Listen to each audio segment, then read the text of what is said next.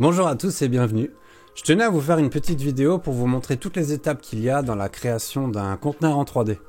Donc on va partir vraiment du début de l'idée, de la première référence, jusqu'à l'import dans Unreal Engine et le calcul des ombres pour avoir un résultat final. Cette vidéo prend la forme d'un timelapse d'à peu près 10 minutes qui résume 5 heures de travail. Donc ça va vous permettre vraiment rapidement de voir toutes les étapes. J'espère que ça restera lisible malgré la vitesse. C'est parti, on y va. Donc tout de suite, vous voyez le résultat final dans Unreal Engine. Il a été importé dans mon atelier et le résultat est très réaliste grâce à l'utilisation des différents logiciels. Donc la première chose qu'il y a à faire quand on veut modéliser quelque chose, c'est d'aller voir déjà sur Google pour prendre des références. Pour ça, vous tapez juste le produit que vous voulez modéliser. Et moi, je me sers d'un logiciel qui s'appelle PureRef, qui permet de rajouter toutes ces images comme vous les déplacer comme vous voulez, elles restent constamment à l'écran. Ce qui permet de toujours les mettre soit sur son écran, soit sur son écran secondaire, et d'avoir tout le temps sous les yeux la chose qu'on veut modéliser. Et en gardant ces références en tête, on commence par mettre les bonnes dimensions qu'on va chercher sur internet, et on modélise comme ça, toujours en gardant un œil sur PureRef pour avoir vraiment sa référence en tête. Donc là, ce que je fais, c'est que je commence par travailler sur un seul quart du projet, et je symétrise selon 2 axes, pour être sûr que tout suive constamment en temps réel. Donc je travaille vraiment que sur une partie du mesh et je viens appliquer des miroirs, le modificateur miroir sur Blender. Donc là un petit échauffement au début, puis on commence à mettre sa référence de la vue de face à la bonne dimension et une fois qu'on est prêt on y va. On modélise principalement en servant de loop cuts sur Blender et on vient couper les parties qu'on veut pas, on vient ajouter les parties qu'on veut et vraiment toujours garder en idée le système de loop cuts pour avoir toujours un mesh qui est bien fermé, très propre. Parce qu'il faut savoir que là, la partie ici du conteneur, elle est vraiment faite en un seul mesh. Donc je me sers beaucoup de la fonction extrude, et j'extrude à l'intérieur, pour pouvoir faire les petits décalages ici qui rajoutent vraiment du relief au projet, et de la lisibilité à distance. Quand on sera loin dans le moteur de jeu, on verra vraiment les détails de loin. En pensant toujours qu'on va essayer de faire quand même le minimum de détails en 3D, et on va venir ajouter beaucoup plus de détails dans la texture. C'est important de toujours garder ça en tête. Il y a vraiment la modélisation 3D qui va demander beaucoup de ressources à l'ordinateur parce qu'il y a beaucoup de polygones. Et il y a les textures à côté qui seront quand même plus légères et plus faciles quand il s'agit d'afficher plusieurs choses à l'écran en même temps. Donc là vous le voyez pas, mais donc il y a bien les références de côté. Je me base sur les images que j'ai de Google et je modélise comme ça les différents systèmes. Ça n'a pas besoin d'être super détaillé, mais vraiment à distance, il faut qu'on ait vraiment le sentiment de voir un conteneur et pas autre chose. Donc toujours s'éloigner un peu de son projet et garder en tête ce qu'on veut modéliser.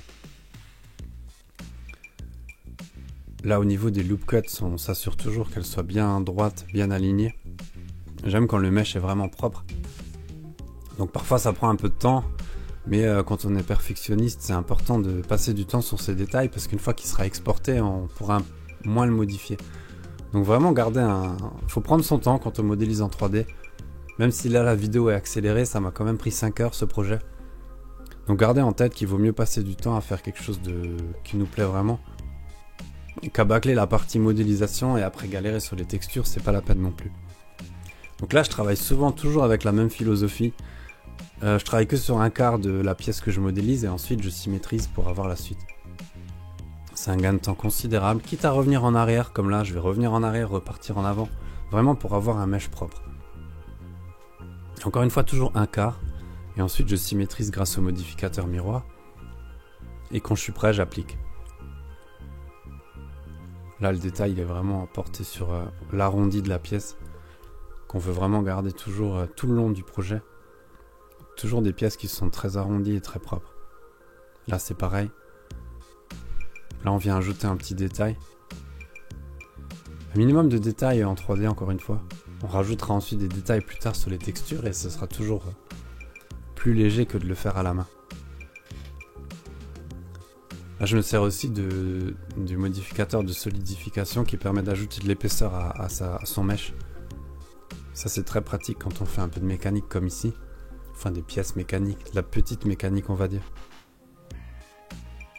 Là pareil, je prends un mesh, je viens le symétriser grâce à la touche S comme scale et on fait -1 dans l'axe qu'on veut, par exemple Y. Ça va prendre le mesh et le symétriser Et ensuite je viens le ressouder en fonction des points.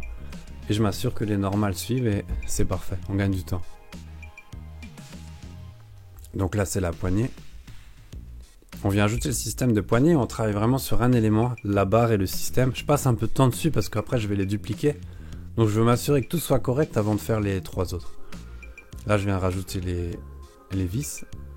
Et là je le duplique pour être sûr que les 4 soient identiques. Là j'ai une caméra dans la scène sur laquelle je reviens souvent pour voir vous voyez comme là avec un rendu. Pour voir si la proportionnalité elle est bonne.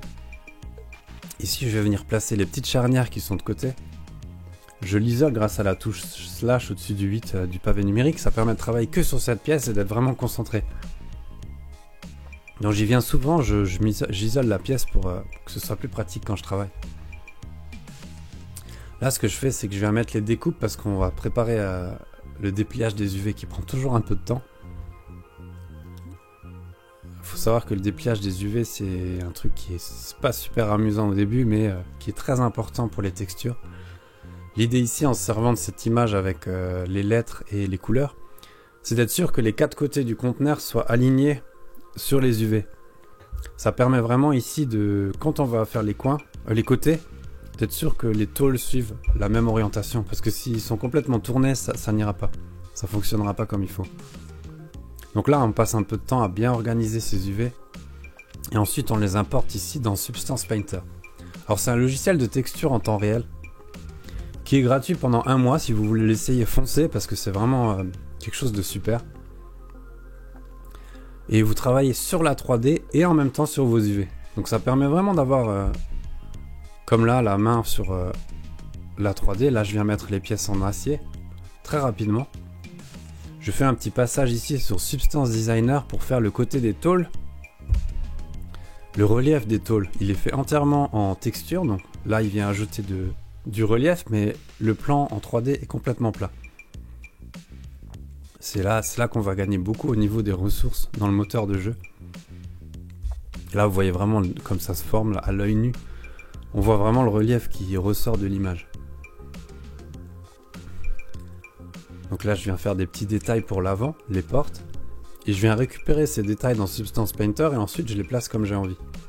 En temps réel, encore une fois, on a immédiatement le résultat final sur la gauche. Je me sers d'une tablette graphique pour ajouter tous ces détails, mais ça fonctionne aussi très bien à la souris. Donc là, on met des détails d'ombrage à la main pour vraiment renforcer le relief de la pièce. Ici, je viens ajouter une texture d'acier un peu usée à l'avant du conteneur. Là, je viens mettre la petite plaque de signalisation qu'il y a sur le conteneur à l'avant. Donc, elle passe dans Photoshop. Je vais venir la redresser parce que je me suis servi d'une référence qui n'était pas très droite. Et je vais en faire un PNG avec transparence qui va me permettre de l'importer ici dans Substance Painter de nouveau et de le placer en temps réel au bon endroit, d'avoir immédiatement un résultat de qualité. Là pareil, la barre à l'avant elle est fausse, il n'y a pas de 3D mais c'est juste du relief qui est fait à la main. Donc c'est un logiciel très facile à prendre en main pour ceux qui doutent s'ils doivent l'utiliser ou pas. C'est très vite pris en main et très facile à utiliser. Là on a un modificateur spécial dans le logiciel qui permet d'ajouter de l'usure dans les angles, dans les coins. C'est vraiment super pratique et on gagne un temps fou. Et là en fait ça va consister à rajouter à la main de l'usure dans le conteneur en servant différentes couleurs, des matériaux. C'est des brushes, des pinceaux qui sont déjà prédéfinis dans le logiciel et qui sont très simples à utiliser encore une fois.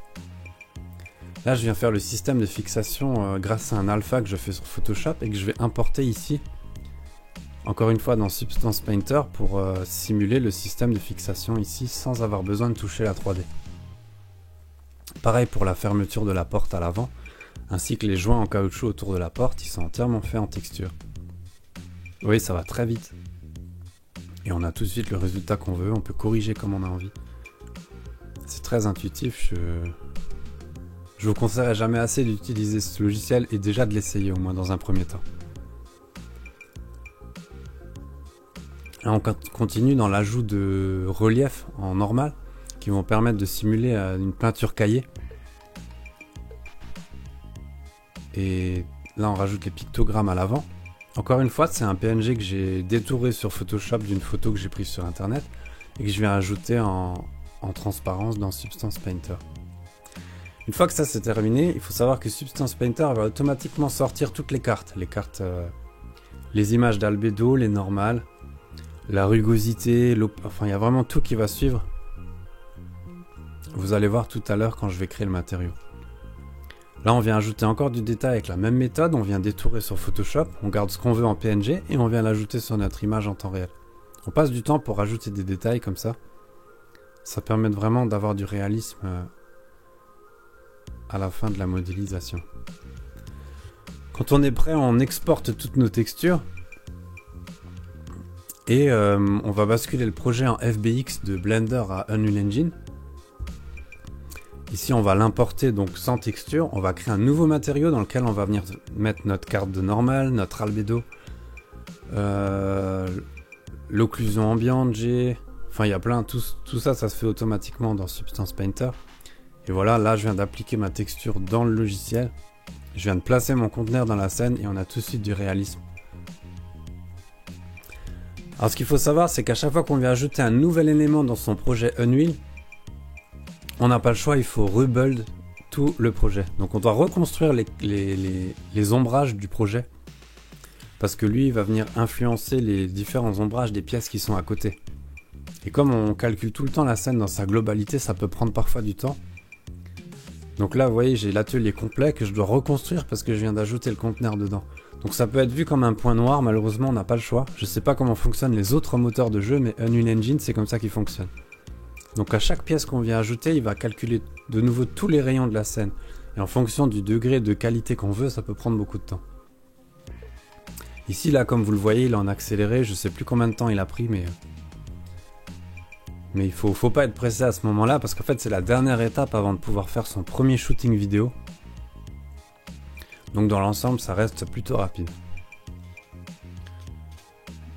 Donc là, ce qu'on va faire, la dernière étape, ça va être de faire un petit shooting vidéo en donnant simplement, vous voyez, une direction à la caméra. Et notre projet est terminé. Donc j'espère que cette vidéo vous a permis de voir un petit peu comment que ça se passe dans la modélisation 3D en partant vraiment de zéro, d'une référence, en modélisant avec différentes techniques, en dépliant les UV, en important toutes les textures dans Substance Painter et en les retravaillant jusqu'à ce que le résultat nous plaise. Ensuite, on l'importe dans Unreal Engine et on a notre résultat final. Voilà, je vous ai pris 12 minutes de votre temps. J'espère que ça vous a plu. En attendant la prochaine vidéo, je vous souhaite une bonne journée et je vous dis ciao.